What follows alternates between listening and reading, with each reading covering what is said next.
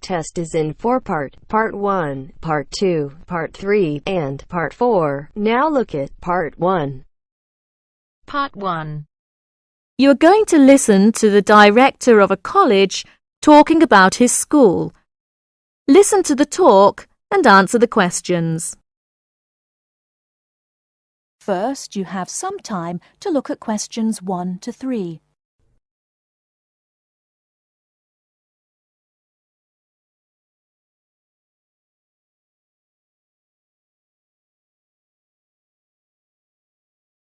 Now we shall begin. You should answer the questions as you listen, because you will not hear the recording a second time. Listen carefully and answer questions 1 to 3.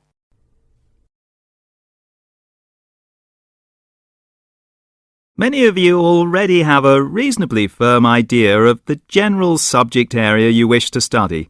Others are more open and searching for ideas. Whatever your situation, I hope you find that we have a course that meets your needs. Our firm aim is to be a student-centred institution with a special emphasis on flexibility. This begins with our attitude to access.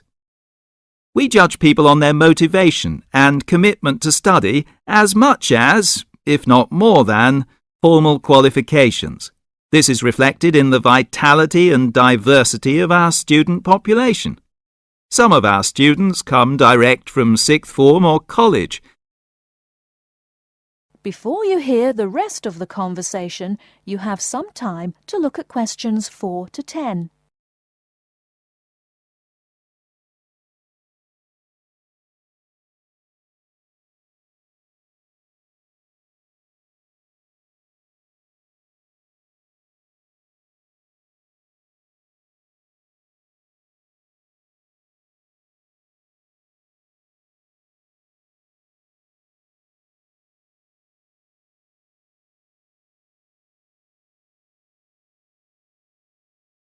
Now listen and answer questions 4 to 10.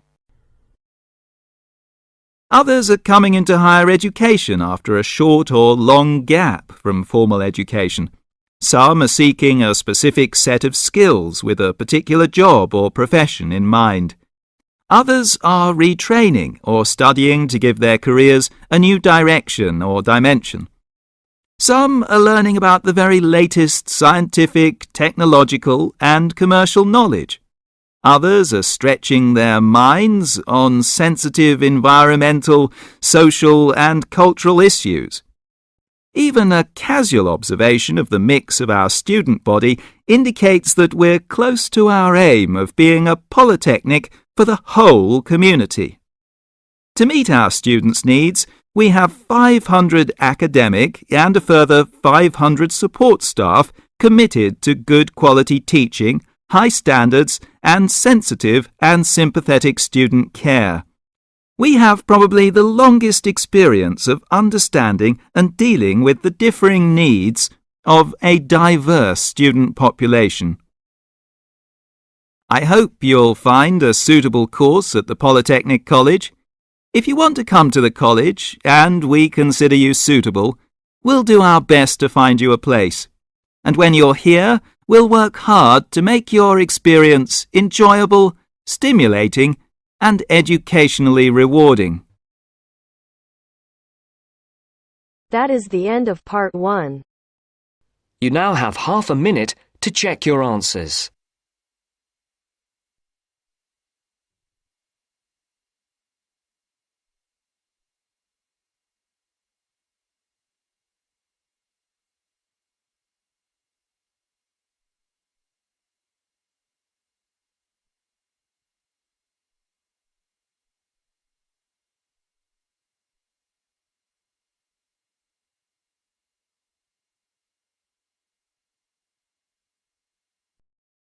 Now turns to Part 2. Part 2. You will hear a tour guide giving information about a shopping district. First, you have some time to look at questions 11 to 15.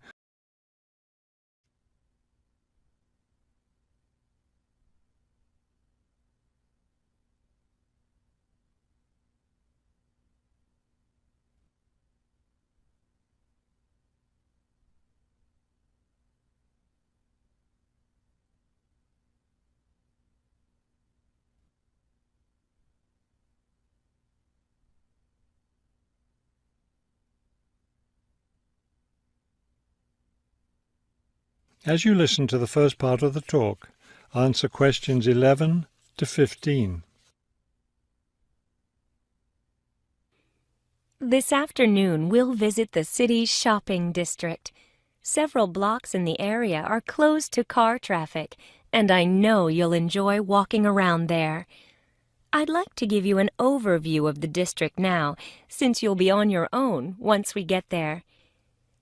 You'll see on this map here that the shopping district consists of two streets, Pear Street, which runs north and south, and Cherry Street, which crosses Pear Street right here. Let's start our tour here on Pear Street, where the star is. This star marks the Harbor View bookstore. It's very popular among locals as well as tourists. You can buy a range of books of local interest, as well as a variety of magazines and newspapers. It's directly across the street from the city library, which is also worth a visit. It's in one of the oldest buildings in the city and contains, among other things, an interesting collection of rare books. Now, moving up Pear from the bookstore toward Cherry, the next building on the left is the Pear Cafe. You'll notice it's right on the corner of Pear and Cherry Streets. It's a great place to relax while enjoying a delicious cup of coffee or tea.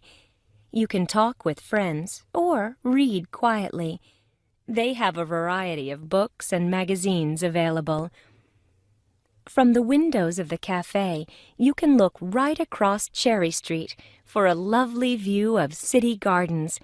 It's a rather small garden, but it contains a variety of exotic plants and flowers. Let's leave the cafe and cross Pear Street. On the opposite corner, we're at Caldwell's clothing store, which you might also want to visit. They sell both men's and women's fashions from countries around the world. Continuing down Cherry Street, the next building on the right after Caldwell's is the souvenir shop. Stop in here to get maps and books about the local area, as well as t-shirts and postcards with pictures of the city. Now, we cross Cherry Street and we're at the Art Gallery, one building down from the corner. Here you can see, and of course purchase, many fine paintings and sculptures by local artists. Let's keep going down Cherry Street toward the harbor. On the left, right after the gallery, is Harbor Park. It's a lovely place, and it's certainly worth spending some time there. Before you hear the rest of the talk, you have some time to look at questions 16 to 20.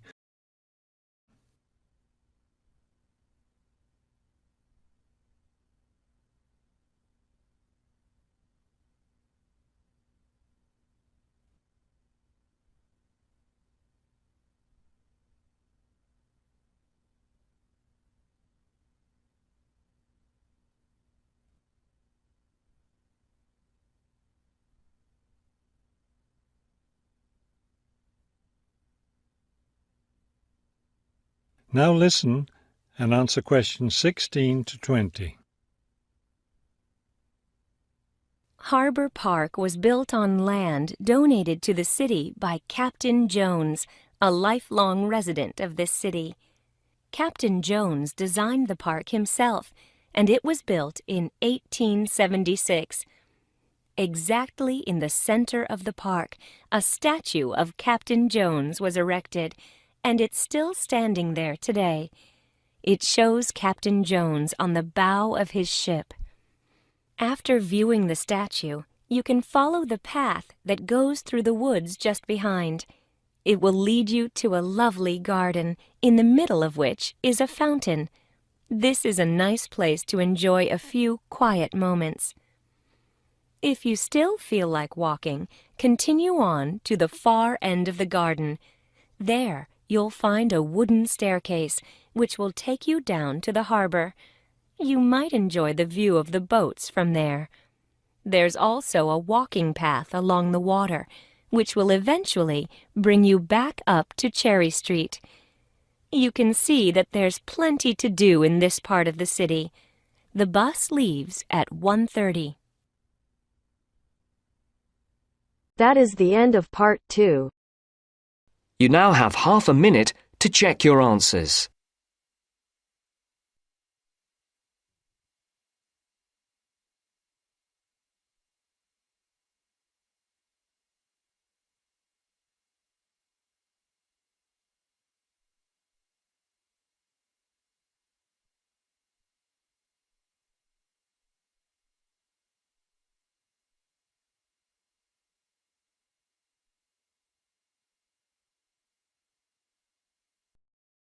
Now turns to part 3. Part 3. You'll hear a lecturer talking to students about sport in Ireland.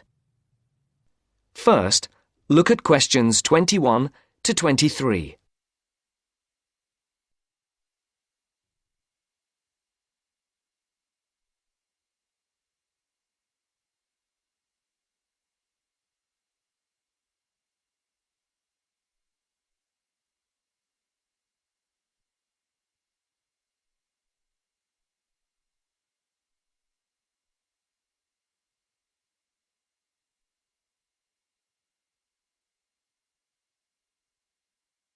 As you listen, answer the questions. Now, today we're going to be finding out about the most popular sports in the Emerald Isle. That's Ireland, of course. Can you guess what they are? Well, there are these two lesser-played games, a form of rounders and Gaelic handball. But we'll start with one which is perhaps over 3,000 years old, arriving in Ireland with the Celts, some claim.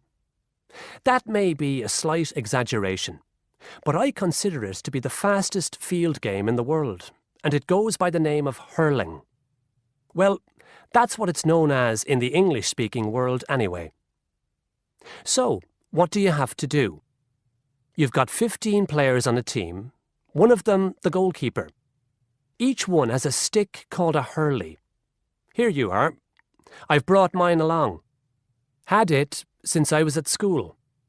This is what it looks like, and basically you have to get this ball, called a sliotar, that's S-L-I-O-T-A-R, so it's not spelt the way it's pronounced. You hit it into the net for 3 points, or you can hit it over the net for 1 point. The goal looks like the letter H, with the net under the crossbar. The goalie has a bigger stick than the others to help keep the ball out. You can also catch the sliotar and run with it for 4 steps maximum, or bounce it on your stick.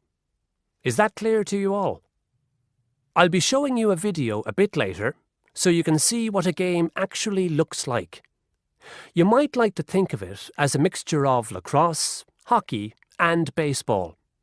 Oh, and it's played by women too, but it goes by the name of camogie in that case.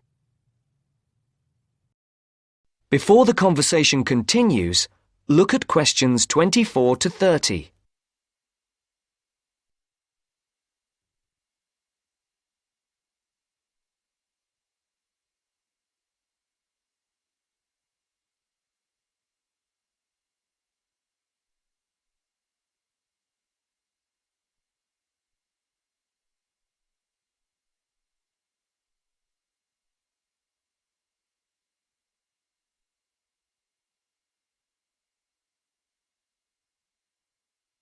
Now listen to the second part of the discussion.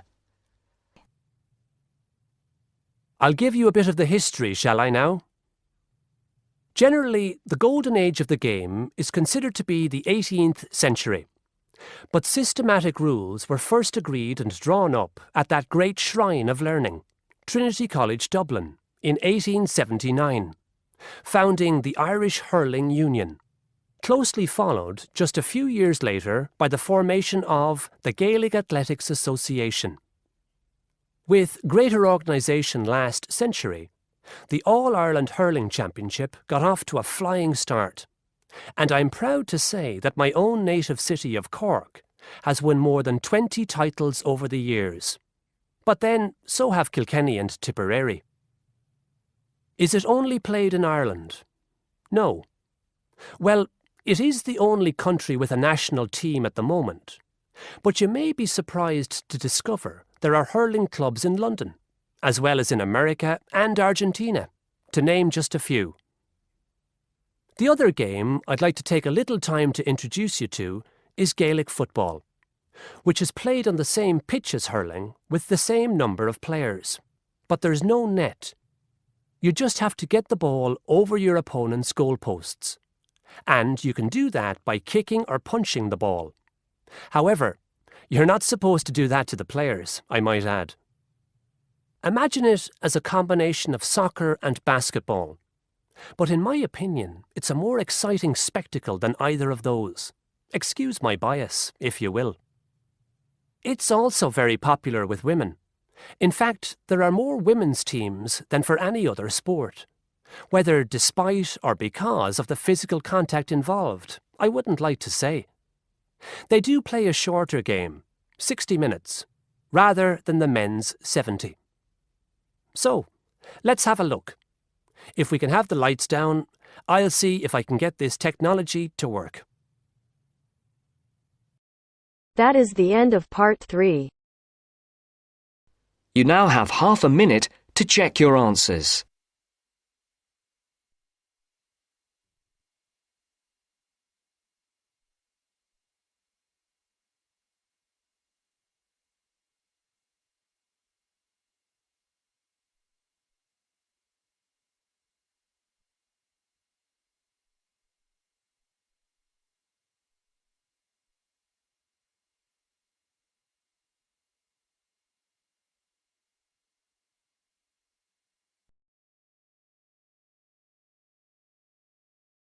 Now turns to part 4. Part 4. You are going to hear a talk about universities and colleges in Britain. As you listen to the talk, complete the notes below. First, you have some time to look at questions 31 to 40.